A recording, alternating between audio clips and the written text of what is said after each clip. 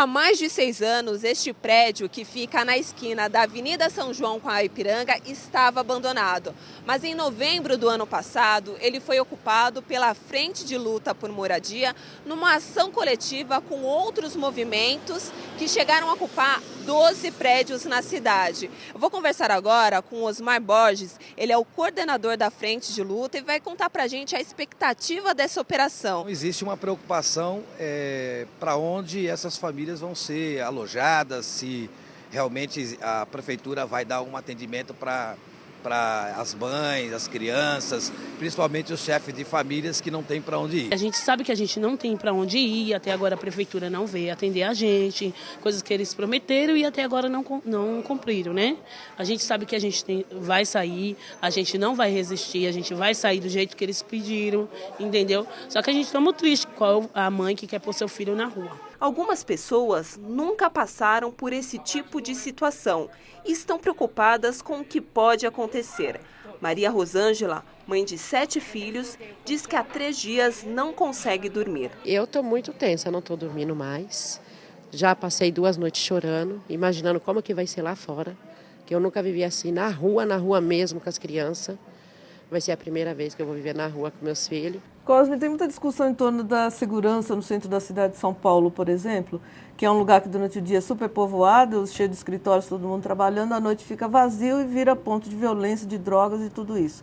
Tem muitos prédios ocupados que poderiam ser moradia popular. Você acha que falta vontade política para resolver esse tipo de coisa? Então, além de vontade política, o que falta de fato é uma política de Estado, né? Porque é tirado, porque se o trabalhador tiver um tempo, igual diz lá naquele velho jargão, né? Mente vazia é a alma do... Residência do demônio. Isso. Então, para não acontecer isso, o que ocorre que o Estado faz com a classe trabalhadora? Leva ele a um estado de exaustão, leva ele a um estresse profundo. Que ele mora no centro, ele trabalha no centro, passa naqueles prédios imensos, vazios, certo? E mora na periferia da periferia, 3, 4, 5, 6 horas de ônibus. A gente fica vendo esse vídeo e as pessoas falam assim, eu tenho 7 filhos e vou para a rua agora. Eu tenho 8 filhos e agora vou ficar na rua. E falam com uma naturalidade, né, como se fosse um ou 2. Agora, essa quantidade de filhos, nessa situação que a pessoa está vivendo, você acha que também é uma questão de educação? Com certeza, né? Eu acho que deveria ter se tivesse uma educação de qualidade, se tivesse um incentivo nas escolas, né? Se tivesse nos postos de saúde, se tivesse mais acesso, né, à educação, às adolescentes, às crianças, né, que crescem já sem ter uma educação sexual adequada, sem ter uma educação ali que possa educar, instruir as mães a não ter tantos filhos naturalmente, né? E teria... A situação seria outra, né? Seria outra situação. Agora, depois que já tem, o Estado tem que amparar e fazer alguma coisa, ajudar. Sim. Agora, antes, o Estado deveria ter pensado também em organizar para que eles não tivessem. Agora que já tem que cuidar dos que tem, das crianças que nós temos no nosso país. Sim. Né?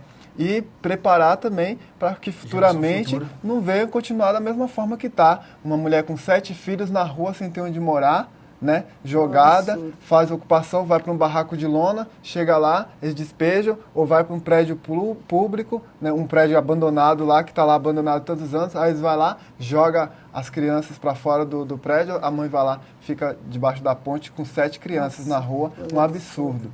Um absurdo isso.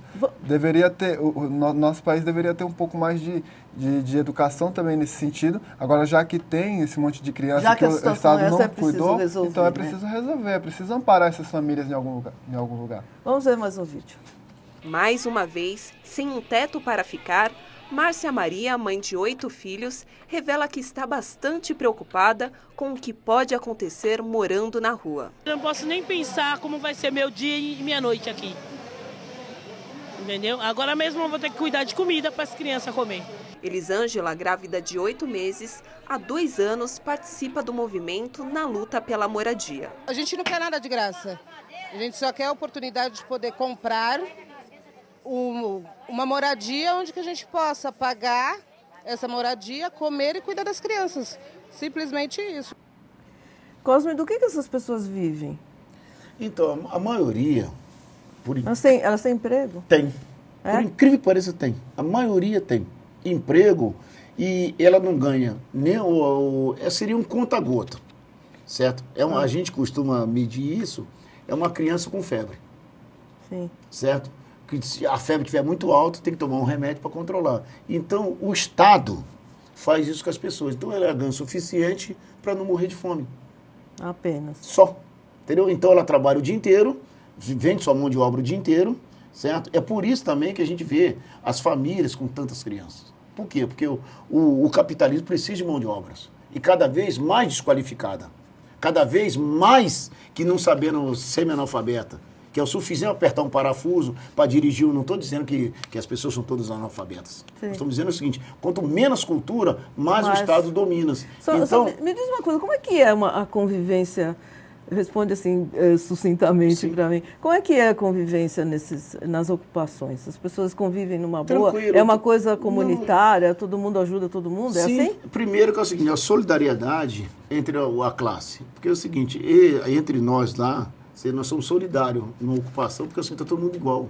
Sim. Certo? Só que é o seguinte, também nós também temos que ver que logo depois tem os vícios que são levados para dentro das ocupações. Certo? O egoísmo, o individualismo. Certo? Isso também acontece. Isso acontece, isso é coisa normal, porque reproduz a sociedade ali dentro. E dentro da ocupação, qual é a maior dificuldade para entender? Que é o seguinte, que o meu direito termina onde começa o seu. Isso precisa Deu para ser entender? entendido Igual, por exemplo, qual a nossa maior dificuldade, por exemplo? O banho, por exemplo. O banho é um banho coletivo, certo? Então a dita sociedade diz para o cara que assim, não, o normal é você ter um banheiro para você sozinho, com piscina, com hidro, com tudo. Mas quando a gente vai para dentro da ocupação, é um cano de água caindo na nossa cabeça, só o que nós temos. Só que é o seguinte, se eu tiver um tempo, igual, por exemplo, uma pessoa chega às 5 da tarde, do trabalho, mas eu estou às 4 da tarde em casa, quer dizer que eu posso tomar meu banho às 4h05, 4h10, 4h15, que é para quando o companheiro chegar às 5 horas, encontrar o banho vazio, não.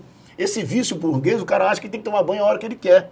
Então, não é, companheiro? E a nossa dificuldade na ocupação é que eles têm que entender isso. Igual, por exemplo, a comida, quando o rango é coletivo, certo? A comida é o seguinte, você não pode comer, certo? Aquele pratão igual você come na sua casa, porque é o seguinte, companheiro, é coletivo, come um pouquinho aqui, porque o outro vai comer um pouquinho ali. Essa é a dificuldade. Quando as pessoas chegam na ocupação, elas chegam com aquele jeito individualismo, aquele depois individualismo completo, tem né? que ser Quando chega lá, ele é reeducado. Isso. Se ele não aprender que tudo é coletivo, que não tem individualismo lá dentro, não dá certo. Aí ele Espera um pouquinho, Agora, 2 segundos só. Peraí. 2 segundos só. Agora tem uma coisa que tem lá em São José dos Campos, tem uma companheira chamada Rosa, que esse eu tenho que prestar homenagem a ela, vai ver até o vídeo, que é o seguinte, ela chegou lá e a gente chama de Belezinha, filha dela. A Belezinha, filha dela, chegava lá dentro da ocupação, que a gente fez depois a gente saiu da Nova Tatetuba, era a mãe que tinha de arrumar a comida pra Belezinha comer. Eu falei, não, se ela quiser, vai lá dentro.